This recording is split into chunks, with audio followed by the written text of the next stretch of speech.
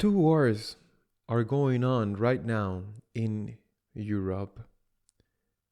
A visible, terrible one is taking place in Ukraine. There are already thousands of dead, wounded, destroyed cities, more than 1 million of refugees, separated families, ruined economy, and even the risk of a major disaster because it is being fought in the vicinity of the country's nuclear power plants. Whatever excuse or cause Russian President Putin may have for carrying out this terrible, deadly war, whatever the excuse, he has no right to do it. For what Putin is doing, he is going to be considered one of the greatest criminals in history, on the same level as Hitler or Stalin. You cannot destroy a country and kill thousands of innocent people, whatever excuse is being used. But there is another war in Europe. It doesn't appear so much in the media. It is more undercover. It doesn't destroy houses, and it does not kill bodies, for the moment at least, but it also produces innocent victims. This second war takes place in Germany and within the church. It is the very serious problem of the German heretical synod. They are trying by all means to put an end to the small, almost insignificant internal opposition that they find in the episcopate of that country. And they are doing it by harassing the most representative figure of that opposition, Cardinal Volki of Cologne. First, they organized a supposedly professional report accusing him of having been tolerant of a pedophile priest. A report not coincidentally prepared by the same law firm that more recently published another report against Pope Benedict XVI, accusing him of the same thing. A fraudulent report that was already proven that was fraudulent, and it is no coincidence that the firm is a Munich-based firm and that in the case of Pope Benedict, it was even paid by the Munich Archdiocese. That fraudulent report against Cardinal Volki or against the Pope Emeritus was clearly not worth a damn. That is why Cardinal Volki commissioned another report and its results were handed over to the police so that there would be no doubt of its authenticity. Well, Volki, who is totally innocent, and in that report it was clear, was punished up to 6 months out of his diocese, leaving the government in the hands of the auxiliary bishop. On the other hand, the one who was effectively implicated in the protection of a pedophile priest, at that time, Vicar General of the Diocese of Cologne and now Bishop of Hamburg, who in view of what was discovered placed his position at the disposal of the Pope, was kept in the diocese without the slightest punishment.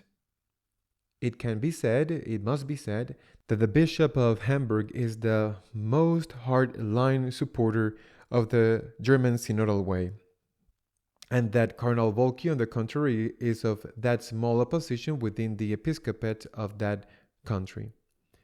But they have not been satisfied with that. When Volki has returned to his diocese after the 6 months of punishment, of banishment, he has found that a sector the liberal sector, supposedly progressive of the diocese, is asking the Pope to dismiss him, even supported by a great personality as is Cardinal Holeric, a Jesuit, president of the European bishops. Several bishops have gone to Rome this week to speak to the Pope to ask for Wolke's dismissal. And Wolke has also gone and placed his position at the disposal of the Pope for a second time, and we're waiting for the result. It would be very serious if Wolke were dismissed. Cardinal Marx, for example, of course also in favor of the German Synod, Cardinal Marx also placed his office at the disposal of the Pope, as did the Bishop of Hamburg. Cardinal Marx is implicated with a good chance that the accusation is true in a case of protection of pedophile priests in the former diocese he occupied before Munich, the Diocese of Traveres, in which the president of the German bishops, Batzing, is also implicated. Marx is also involved in what has happened in the Diocese of Munich while he governs it. He has put his position at the disposal of the Pope. The Pope has rejected this resignation. He has kept him in the post without the slightest punishment. Wolke, who is innocent, was sent away for 6 months. Now he has to present his resignation for the second time. It would be very serious if this resignation were accepted. It would not only be condemning an innocent person and harming the German church, the church in Germany, because it would be allowing the German synodal path, this heretical path, to get rid of one of its main opponents. It would be sending a wrong message to the whole church, because it would be saying that beyond the speeches, beyond the words, there is at least an implicit support to this heretical German synod. Hitler and Stalin were specialists in this, more Hitler than Stalin. Their thesis was try to buy your enemy. If you do not succeed, destroy him morally so that his opinion is not heard by anyone, does not have any weight. Only later, if even in spite of that, of having invented slanders, of having destroyed him, even if after that he still has importance, that weight, that authority, that is when you kill him. They're trying to do that with an innocent man, Cardinal Wolke. Let us pray. Let us pray insistently for the end of these two wars in Europe. The one that is destroying cities, taking human lives, devastating a country, but also the one that is happening in Germany, and that aims to change the doctrine and morals of the Church, and that wants to take away the few who oppose it. Let us pray that the wars may end, that Cardinal Wolke's innocence may be clearly maintained, that he may not be removed from office. Let us pray.